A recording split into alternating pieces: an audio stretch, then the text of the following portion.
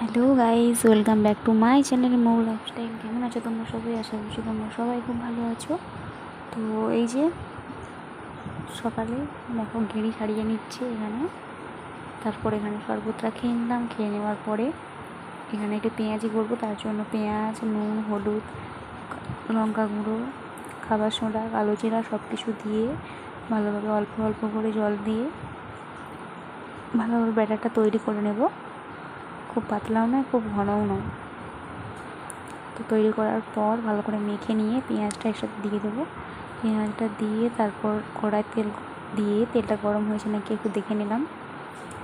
একটু ছোট্ট করে দিয়ে দেখলাম গরম হয়েছে নাকি। হ্যাঁ, তেলটা গরম হয়ে গেছে। তো এবার সবগুলো পেঁয়াজই ভালোভাবে দিয়ে দিলাম।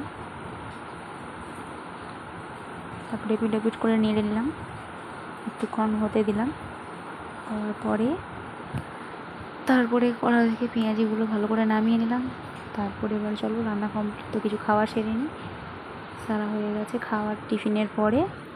এই যে রান্নাও হয়ে গেল, যেহেতু নিমন্ত্রণ আছে তাই জন্য কম করে রান্না করেছি। তো চলো রান্না করে স্নান করে আমি তো রেডি, খেতে যাচ্ছি। আসছি খেয়ে।